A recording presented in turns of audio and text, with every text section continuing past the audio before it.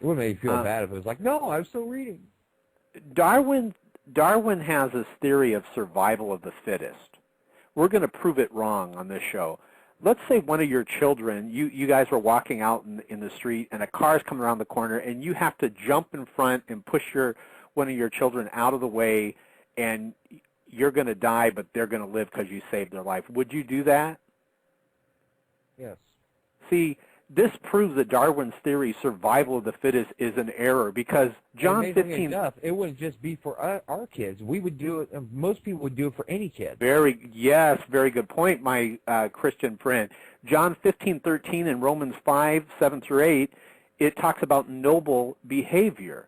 The Bible and history revealed that countless people, just like what D-Man said, have endangered or even sacrificed their lives for one another.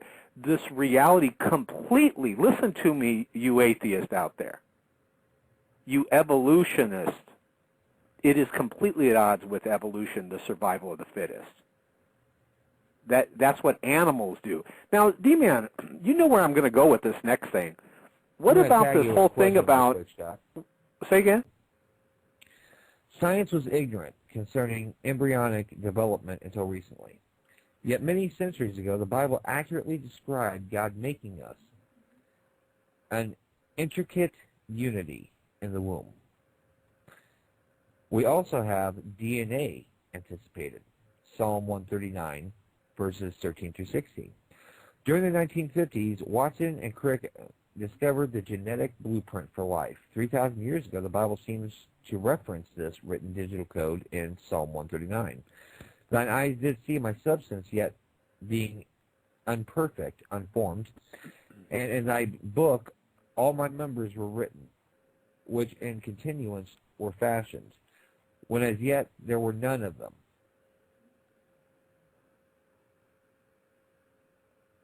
I've got to hit on this one right quick. Now, when if you say this to an atheist, I've said this to a few atheists, and they will give you a look like you just slapped them in the face. Because, evolution this, evolution that. Well, we evolved. God has created all mankind from one blood, Acts 17, verse 26, and Genesis 5.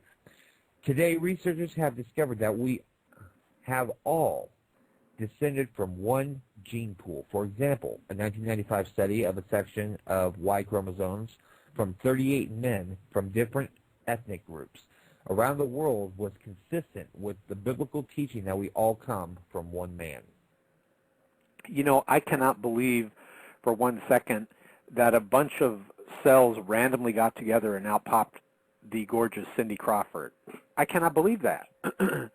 Now, how about this one? Yeah. How about this one, Chuck? Evolution is racist. Remember that?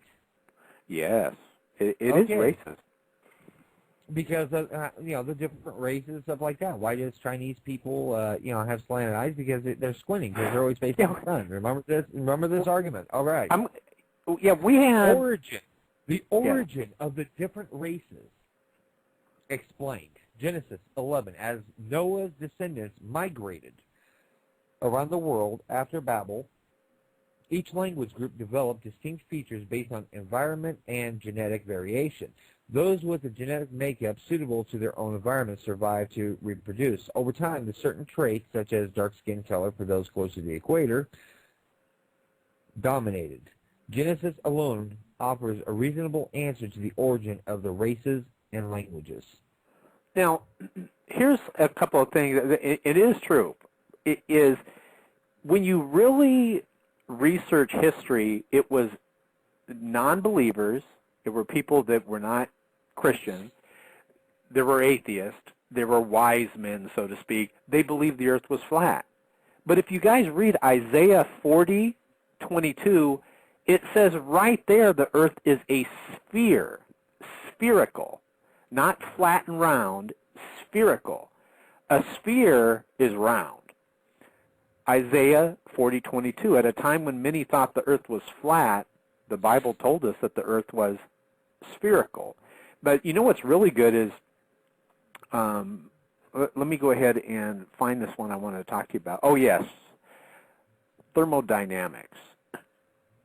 Actually, the first 3 verses of Genesis express all known aspects of creation.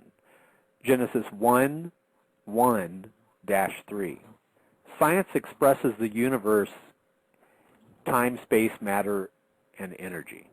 Remember that? We learned that in science class. Oh, there's time, space, matter, and energy. Now follow along.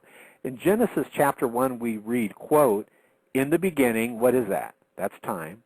"God created the heavens," space, "and the earth," matter.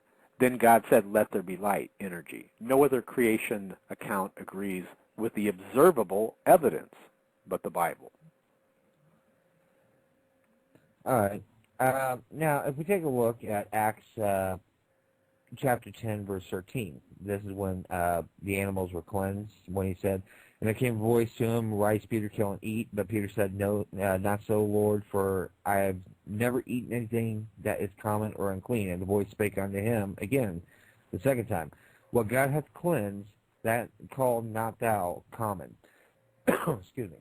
Now, even though the animals were cleansed, there's still certain, like, healthy dietary laws, like from Leviticus 11, verses 9 to 12, that actually does hold merit.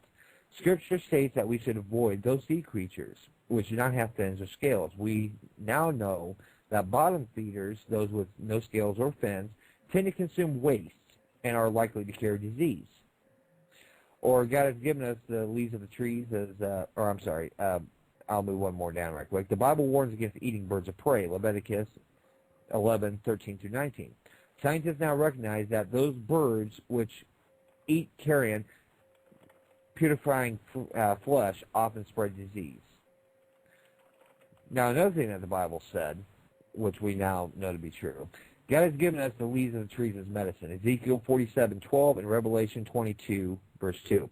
Ancient cultures utilized many herbal remedies. Today, modern medicine has rediscovered what the Bible has said all along. There are healing compounds found in plants. Yeah, that is true. You know what's, listen to this, you guys. There were people, when they believed the earth was flat, and they did not understand what Jesus was talking about in Luke 17:34-36. Jesus said that at his return, some would be asleep at night while others would be working at the daytime activities in the field. How could that happen? How could, for example, who do we got in the chat? How could Chris and Bass, how could Bass be somewhere where it's nighttime, and how could Chris be somewhere where it's daytime?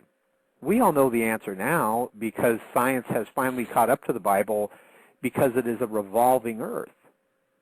So check that out. Luke 17:34-36, Jesus said that at his return, some would be asleep at night while others would be working at day. This is a clear indication of a revolving earth with day and night occurring. Listen, my non-believing friends, simultaneously. Do not be faithless, but believe. Now, you know what, D-Man? We've done shows, our show called, yes, Jacksaw, it's the middle of the day here, our show, The Madness of Atheism, where we asked atheists to call in and provide proof and evidence that atheism was accurate and correct. And we had people saying, well, I'll answer it in a moderated debate. No. Why just... Shock. No. I'll answer any question that you want, as long as it's in a moderated debate. I will not answer your questions because you are controlling the show. Because I really don't have any proof. Because I'm claiming that God does not exist, and therefore that's a negative claim, and you cannot prove a negative claim. That's like trying to disprove unicorns. I mean, it doesn't matter. You know, no proof, when you're talking like that, it reminds me of when those atheists called in during the show, and it just brings back memories. As I sit back, I remember the show titled The Madness of Atheism, when the atheists were spewing their madness, and this is the song that comes... watch the... Go ahead, I'm sorry.